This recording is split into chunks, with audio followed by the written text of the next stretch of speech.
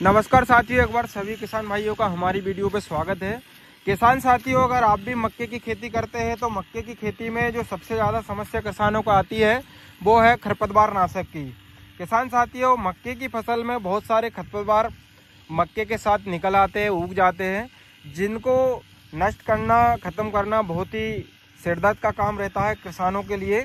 तो किसान साथियों, आज हमने एक ऐसा कॉम्बिनेशन बनाया है जिसमें कि सभी प्रकार के चारे जो भी खरपतवार है वो सभी समाप्त हो जाएंगे। बोखना, बोखनी, समेल और सबसे जो आज के समय में सिरदर्द बना हुआ चारा है वो है हमारा ये, जिसको कि कुछ जगह मूथा बोला जाता है, हमारे यहाँ इसको कुछ जगह इसको गोंदरा बोला जाता है। वैसे ये है मूथा ही, किसान इसको अपने हिसाब से नाम दे दिया है कि ये गोंदरा, मूथा, मोथी, इस प्रकार का। ये जो है ज़मीन के लिए, फसल के लिए कैंसर का काम करता है साथियों, क्योंकि इसको जितना भी आप ख़त्म करना चाहोगे ये ख़त्म नहीं हो सकता खेती से।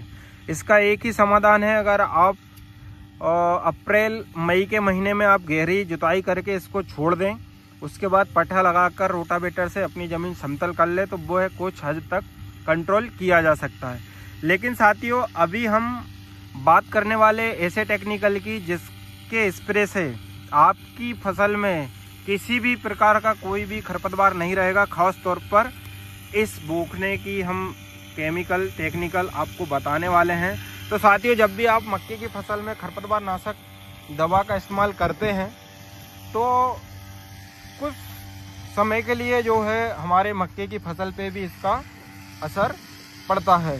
लेकिन साथियों, इसका जो रिजल्ट है वो आपको 100% मिलने वाला है। तो चलिए दोस्तों, हम अब बात करते हैं हमारे टेक्निकल की, जो कि हमने 2 दवाओं के साथ बनाया हुआ है। साथियों, जब हम खरपतवार नाशक डालते हैं तो मैं बता रहा था कुछ % इसका जो है हमारी फसल पर भी होता है। तो अगर आप निंदाई करते हैं, आपके यहाँ लेबर उपलब्ध है, तो निंदाई ही सबसे बेस्ट खरपतवार नाशक समझ सकते हैं। उसके बाद सेकंड है हमारा ये, जो कि लोडिस के नाम से आता है। इसमें साथियों 3 प्रकार की दवाएं निकलती है। एक निकलता है ये सर्फिटेंट, जो कि, और दूसरा है इसमें बूस्ट, और साथियों तीसरी दवा रहती है जो मेन दवा है हमारी लोडिस, जो कि सेलेक्टिव हर्बिसाइड है। अगर हम इसके केमिकल की बात करें साथियों, तो इसमें टेम्बुट्रियान 34.4% रहता है। इसको आप पहले घोलें। उसके बाद दूसरा हमारा जो है चौड़ी पत्ती के लिए रहता है साथियों, जो कि इसी के साथ आता है किसान भाइयों, एट्राजिन, जो इसमें 80% इसमें रहता है। उसके बाद एक सर्विसेंट रहता है। दूसरा साथियों, अब इसी में मैं बता रहा हूँ आपको, जो है हमारा हेलो सल्फुरान मिथाइल 75% WG, जो कि शेम्प्रा के नाम से आता है, धानुका का। और एक पैक आता है लगभग 36 ग्राम का आता है, और इसकी मार्केट में जो रेट है 1200-1250 से लेकर 1400 के बीच में मिलता है।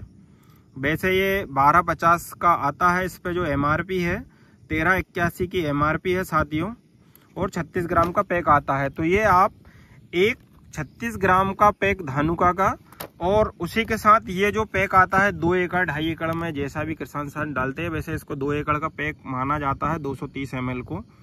लेकिन ये 2.5, अगर खरपतवार कम है तो 2.5 एकड़ तक ये हो जाता है साथियों। तो साथियों, आपको जो है इन दवाओं के घोल, सेम्प्रा का घोल आपको अलग रखना है, और इन जो दवाओं का लोडिस और जो एट्राजिन है और सर्फिसेंट, इनका तीनों का घोल बनाकर अलग अलग रखना है। और आपको प्रति एकड़ 5 पंप के हिसाब से इसका घोल बनाना है। तो साथियों, ये जो मोथा घास है पूर्णतः समाप्त हो जाएगा आपके खेत से। और दूसरे प्रकार के भी, जैसे कि ये बोखना, इस प्रकार का इसको बोखना बोलते हैं। कुछ जगह जड़ वाला चारा आता है जो जहाँ भी गिरता है वहाँ इसकी अलग एक जड़ आ जाती है, तो इसको बोखना, बोखनी के नाम से भी जाना जाता है। ये चारा तो आपका लोडिस से ही समाप्त तो हो जाएगा। लेकिन साथियों, कुछ इस प्रकार के चारे हैं जो कि इसके लिए हमें सेम्प्रा डालना पड़ेगा। जैसे कि ये देखें, बारीक सा जो है ये भी उसी प्रकार का चारा है साथियों, जैसा कि अभी मैंने बताया था, जो हमारा गोंदरा रहता है। जिसको मूथा घास बोलते हैं, ये उसी का दूसरा वर्जन है, मूथा मूथी दोनों। तो ये भी सेम्प्रा से पूरी तरीके से समाप्त हो जाएगा। अगर वीडियो अच्छी लगी हो तो हमारे चैनल को सब्सक्राइब करें। धन्यवाद किसान साथियों।